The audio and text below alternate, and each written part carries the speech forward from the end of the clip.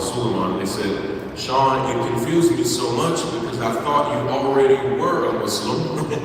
And when I saw you take your shahada, I didn't understand because I thought you already were a Muslim. And even that, I'm honored by that. I've always tried to live my life in a way that was honorable and principled. And for many of you, you've always seen me as your brother in a struggle for civil rights and human rights.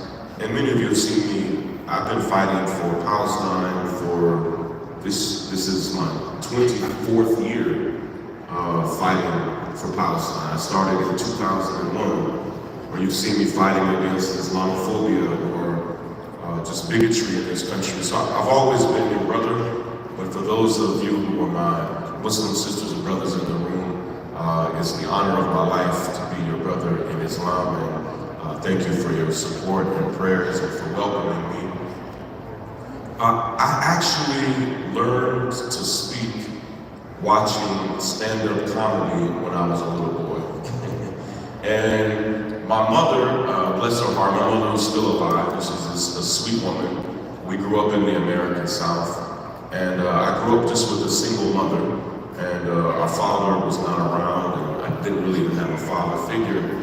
And my mother, bless her heart, she basically had no rules for us. We could watch what we wanted, we could listen to what we wanted to listen to. And so as a kid, I watched and listened to like the raunchiest, dirtiest, most haram stand-up comedy you could ever imagine. And that's how I learned to speak. That's how I learned to tell stories. That's how I learned to engage an audience.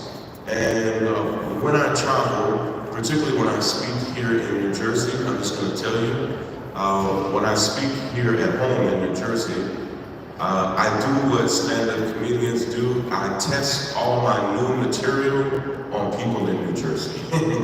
So you all are like this is my home audience. And so I experiment with my ideas here, and then I take them around the country and around the world. So thank you for letting me experiment with you.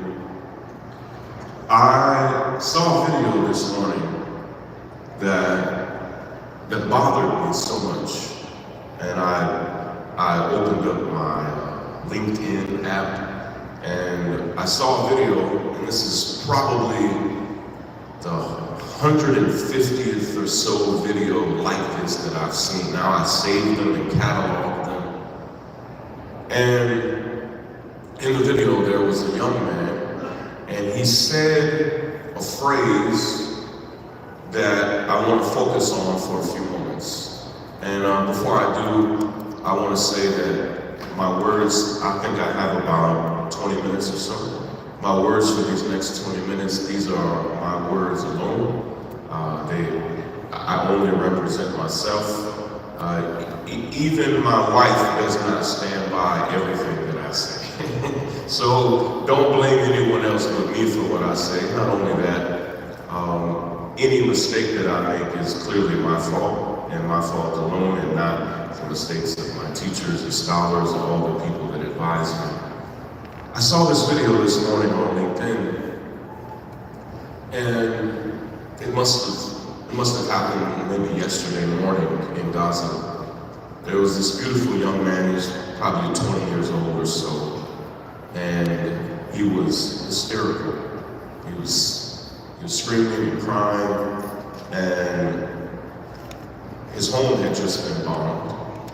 And I don't mean to say that if your home was bombed almost 500 days ago in Gaza, that hurt. But there's a unique pain to surviving almost 500 days of a genocide, and then on day 501, your family is killed. Like every day in Gaza is a complete miracle when you survive.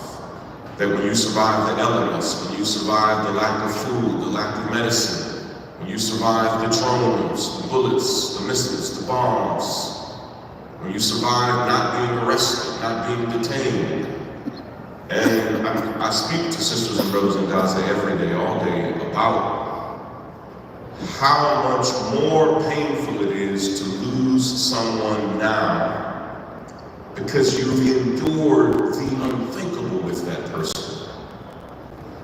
And this young man had just lost his mother, his father, and all of his brothers and sisters. And he was saying, like, my family did nothing. Like, who would target us? Why would you do this to us? And he was so perplexed. And he said something that I want to focus on for a few moments. He asked a painful question. He looked right at the camera. He was screaming in pain. And he asked, where are the Muslims? And he asked him once, twice, 3 times, 4 times, 5 times. Where are they? I heard him say, he was speaking in Arabic, I heard him say, where's the Ummah?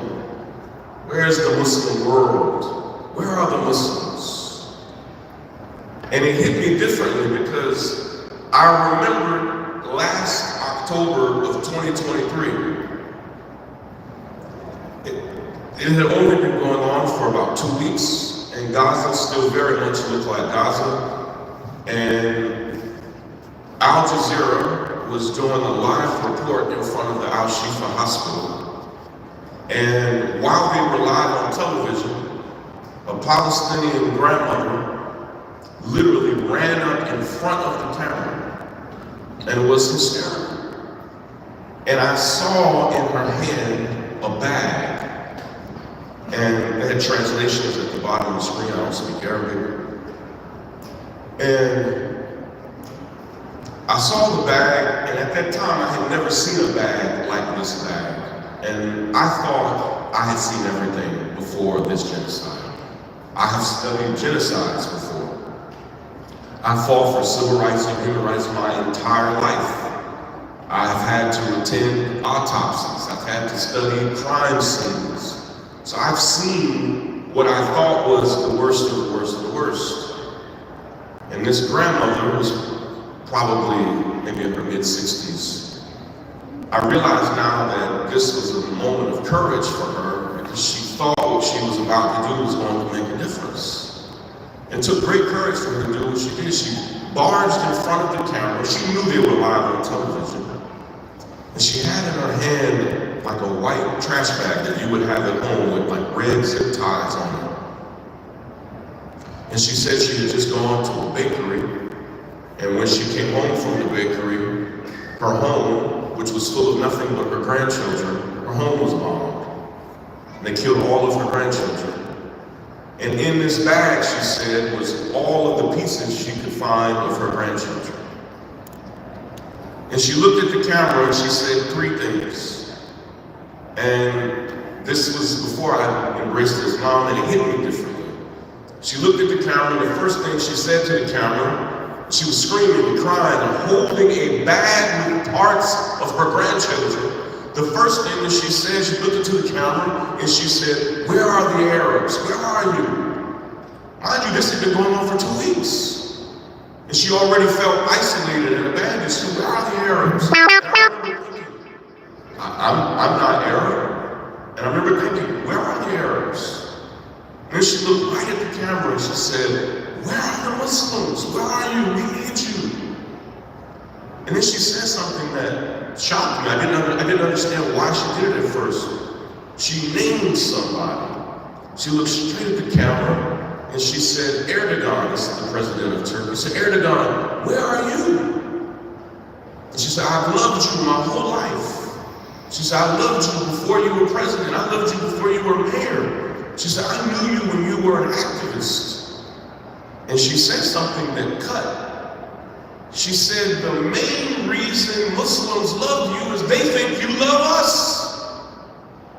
And she said, I don't even know if you would be popular if people didn't think you loved us. She said, where are you? Please come. But she wasn't trying to insult him. She thought if she called him out, he might show up. And about a month later, a little less, in my mind I was judging Erdogan. And a month later, this is in early November of 2023, and me and most of us thought this was going to end any day or any week at that point.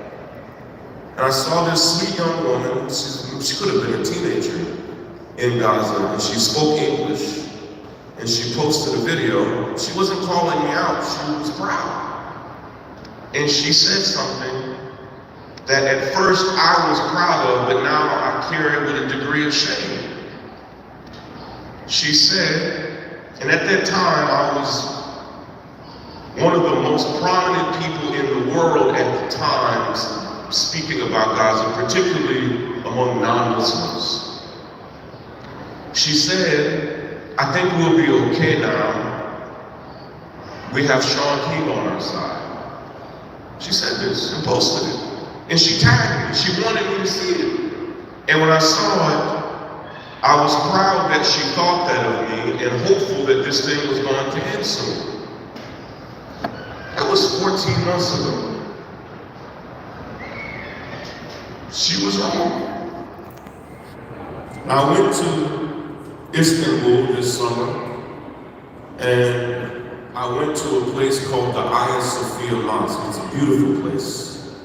And it's one of the most important religious sites in the world. At one time, almost 2,000 years ago, it was a site of pagan rituals.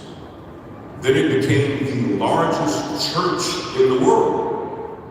For almost 1,000 years, it was the largest building in the world. And then it became a masjid. And for the past 700 years or so, it's been a masjid. And I went to the floor of the Hagia Sophia Mosque late at night one night after Isha. And I was going to film a video calling out Erdogan, telling this woman's story. At that time, I had only been a Muslim for about 4 months. But I had remembered that just that morning, I saw a video of a girl who was maybe 13 or 14 years old in Gaza. She was about the age of my daughter Savannah, who I love so much. I have 4 daughters. And she was speaking English. And as soon as I saw her, I noticed something painful. Like, it was as if she was there but not there. Like, she was alive, but there was something missing. You could tell right away, like there was a blankness in her eyes. And she's crying, and she has something to say. And she said that she was now the last surviving member of her family. And I heard it and I wondered what she meant. And she said, I have no one. No mother, no father, no brother, no sisters, no grandparents, no aunts, no uncles, no cousins, no nieces, no nephews. I don't even know if my neighbors survived. Every single member of my family has been slaughtered. And I realized that the look that she had in her eyes was a look that only someone who had experienced that level of loss could understand. As a pastor, I was a pastor for almost 15 years. As a pastor, I would often have to go to people's homes and tell them that their loved ones had died. And I had experienced, I knew that look when someone lost one child, one loved one. But I had never seen the look in the eyes of a child who lost everybody. And in the moment, while she's filming the video, it dawns on her how hard her life is about to be. And she says, what am I supposed to do?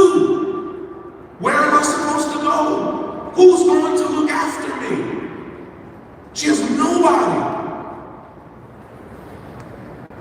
I've been a Muslim for 4.5 months or so. And she looked into the camera and she said, again, the phrase that I had heard the grandmother say all the way back in October. She looked into the camera and she said it as if maybe if I say this, they'll come. She just said, "Where are the Muslims?" But she wasn't asking rhetorically, like she was like, "Where are you? Are you coming to help us?" And this time, unlike in October, it hit me differently because in October, I wasn't a Muslim. I didn't pass judgment, but I just felt like whatever they were asking didn't apply to me. And I was on the floor of the Hagia Sophia Masjid, and I had planned on blasting Erdogan, and then it occurred to me that the same thing holding him back is holding me back. It's spoken of very clearly in multiple hadiths. In one hadith that I love, I had only learned it a few weeks before I was at the Hagia Sophia Mosque. One hadith, our Prophet, peace be upon him, had gathered his companions around him, and he told them something that excited me. I fought for justice my whole life. He said, "When you see injustice, confront it with your hands." When I saw this, I was, wow. This is our Prophet, peace be upon him. When you see injustice, confront it with your hands. And I love what he said next. He said, "And if that fails," in other words, I'm not even requiring that you succeed. When you see injustice, I am asking or demanding that you confront it with your hands. And if that fails, then use your tongue. And if that fails, then at least feel it in your heart. And the end of the hadith says, which is the weakest of all the three. And it dawned on me that we are in essence living that hadith but backwards. The hadith says hands, words, heart, but on a good day, most of us feel it in our heart and that's it. Our Prophet, peace be upon him, said that's the weakest of the three. On a good day, we feel it in our heart. On a great day, we might use our words, maybe. We might make a post on social media. We might say something to a coworker. But the hadith did not say heart, tongue, hands. It said hands, tongue, heart. Do you understand that?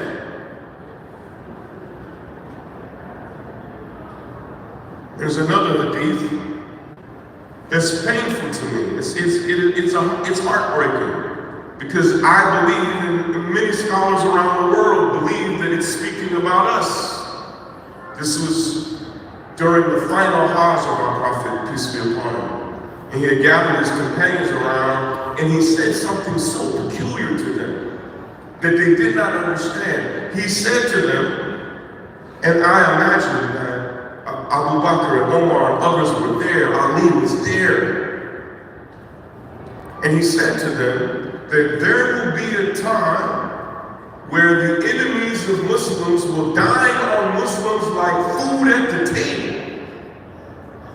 You can imagine, they went from there being one Muslim to 250,000 Muslims. They're at the Kaaba during Hajj, feeling strong, and he says, there will be a time where our enemies will prey on us like we are food at the table.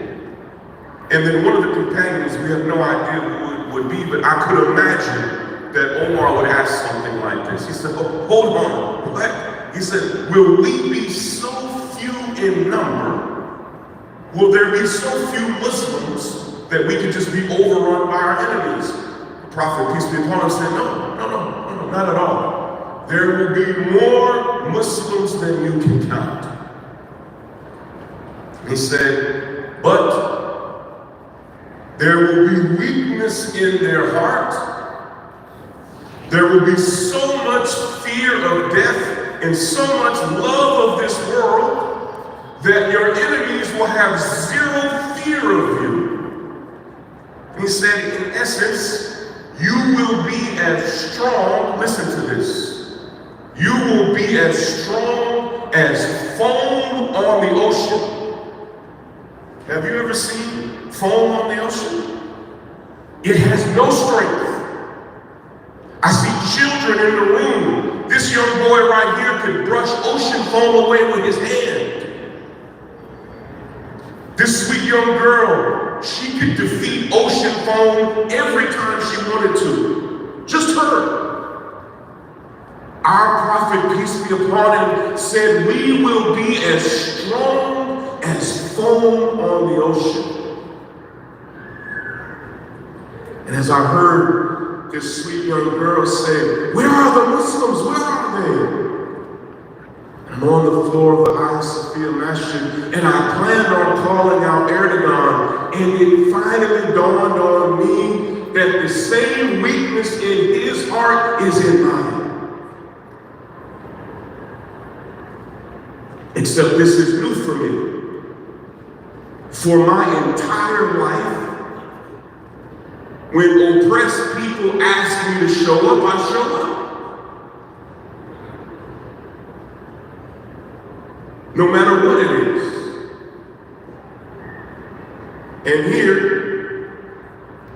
our sisters and brothers are asking for us. And we create excuse after excuse, reason after reason on why we can't do what you know we could do.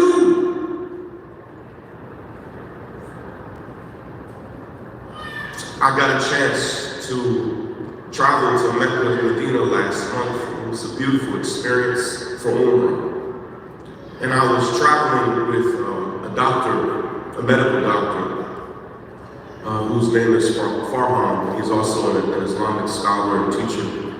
And I told Dr. Farhan, we were in Medina, I told Dr. Farhan almost exactly what I just told you.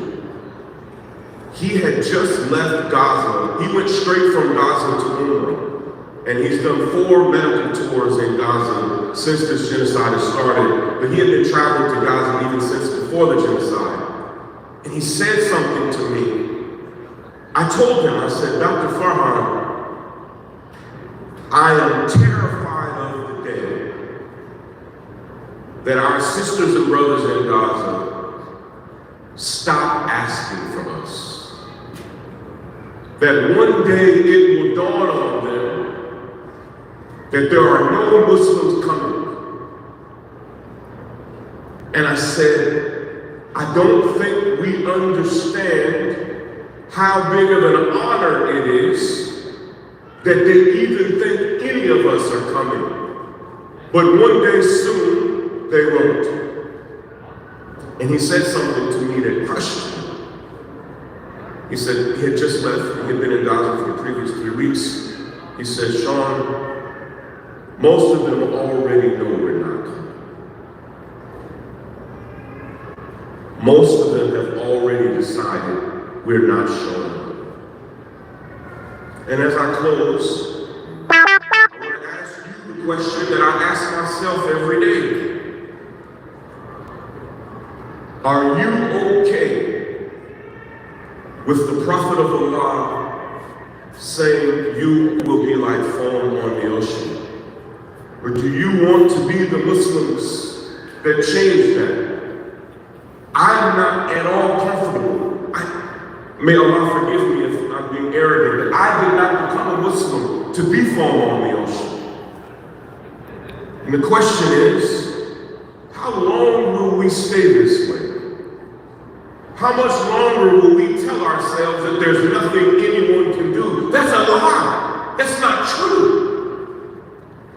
We have convinced ourselves that we're weak when we're actually strong. We've convinced ourselves that we have no power when we have all power.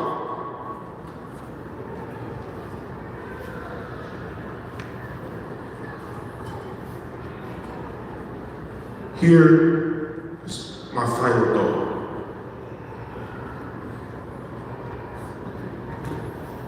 Do you not see how big of an honor it is that our sisters and brothers in Gaza still believe in Allah enough and still believe that Muslims are committed enough that we might show? Or will we all make them out to be liars? Salaam alaikum.